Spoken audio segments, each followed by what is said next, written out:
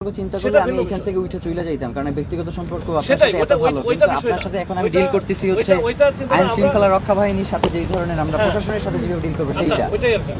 এখন এখন যেটা হইছে, এখন আমরা চাই যে ভাই একটাই সমাধান, আপনার ওইখানে থাকতে হবে না, আমাদের ওইখানে থাকতে হবে না, সেটা হচ্ছে ডক্টর মোহাম্মদ ইউনূসের পক্ষ থেকে তিনি আমাদেরকে আশ্বস্ত করুক যে জাতিসংঘের অধীনে আমি জাতিসংঘ একটা লেটার লিখে দেবো, জাতিসংঘ এটা তদন্ত করবে।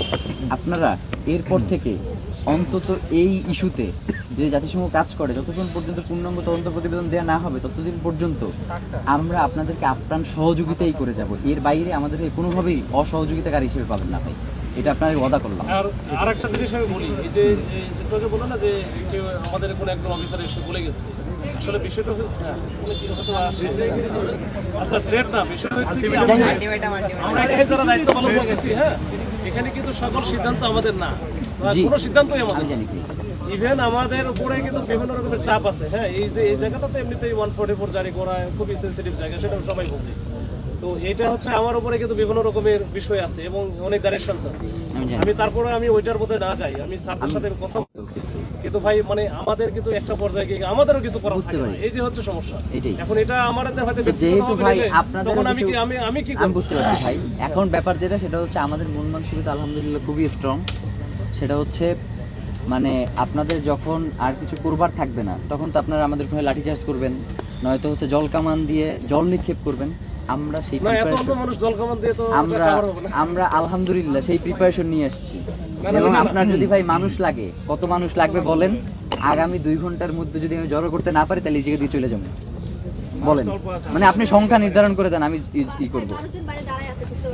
আমি ঢুকাইতেছি না ভাই, আমরা না বলছি এই জন্য না না আসতে ভাই, আসতে ভাই ভাই রাষ্ট্রের সাথে বড় কোনো কিছু না। এটা যদি মনে করেন যে আমি হচ্ছে এখানে লক্ষ লক্ষ কোটি কোটি লোকজন জড়ো করে নিয়ে আসা, না না আপনি বললেন না যে এই কয়জন লোকরে জল কামান দিয়ে, এই জন্য বললাম যে আপনার যদি জল কামান মারার জন্য অনেক লোক লাগে তাইলে আমরা ব্যবস্থা করে দিতে পারি। মারে তো কোথায় এখানে তো কথা বলতেছি, এখানে তোমার সাথে তো আর আমাদের মানে অন্য সম্পর্ক না। আমি তোমার তো আমি একটা মানে বুঝতে রাখি ঘুষি মারতে পারবো যদি হ্যাঁ অপরিচিত কেউ একজন থাকে, আমি হয়তো কিছু একটা করতে পারি, কিন্তু আমি কি সাবেরকে দেখাশোনা মারতে পারবো? হয় সম্ভব। ওই জন্যই বলতেছিলাম যে আসলে এটা মানে এমন একটা পরিস্থিতির মধ্যে আমরা দাঁড়াইছি যেখানে আমার মনে হয় একটু ভাই আপনি বলেন যে নির্বাচন যাতে মানে আমাদের ইনকিলাব মঞ্চের থেকে বেশি কে চায় যে 12 তারিখে নির্বাচনটা হোক, এইটা একটা সংগঠন আপনি দেখেন আমার ভাইরে মাইরা ফেলছে, অথচ নির্বাচনের কথা চিন্তা করে আমি এখন পর্যন্ত বাংলাদেশের জনগণকে কন্ট্রোলের মধ্যে নিয়ে আন্দোলন করতেছি তারে। এবং এমন অনেক জায়গা হয়েছে যে সে আন্দোলন নামছে, বিশৃঙ্খল পরিস্থিতি তৈরি হইতে পারে, তারে যাই বুঝাইছি যে ভাই এই আন্দোলনটা যদি এইভাবে করি হয়তো ক্ষতিগ্রস্ত হইতে পারে। তো এখন আপনি কিভাবে বলেন, মানে আমরা তো আমাদের জায়গা থেকে অবশ্যই 12 তারিখে নির্বাচন হইতে হবে, এটা হচ্ছে আমাদের কনসার্নের বিষয়। তো যার কারণে এখন পর্যন্ত তো আমরা শান্তিপূর্ণ আছি।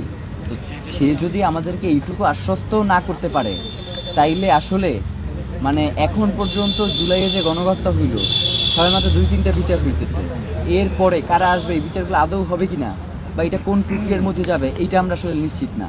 আমরা তার কাছ থেকে অন্তত নিজেদের মনকে একটা সান্ত্বনা দিতে পারবো যে শহীদ ওসমান হাদি যেই লোকটার ব্যাপারে ব্ল্যাঙ্ক চেক দিয়ে গেছে, যে সকল উপদেষ্টা পরিষদের সদস্যরা বেচা বিক্রি হয়ে গেলেও বা বিভিন্ন দেশের হয়ে কাজ করলেও একটা লোক যে বাংলাদেশকে ধারণ করে ভালোবাসে, ডক্টর মোহাম্মদ ইউনূস, তো সেই লোকটা যদি তার ব্যাপারে এতটুকু ভূমিকা পালন করতে না পারে আমাদের আসলে বলবার কিছু নাই ভাই। আমরা আসলে খুব অসহায়, আমরা অসহায় হয়ে এইখানে আসছি।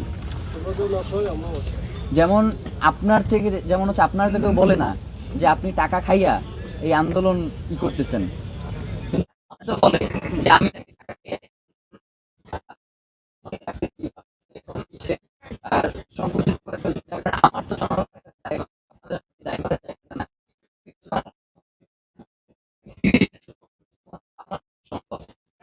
আমার তো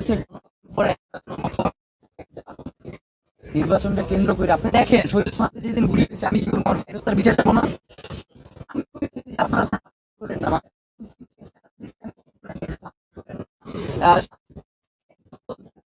ছিলই।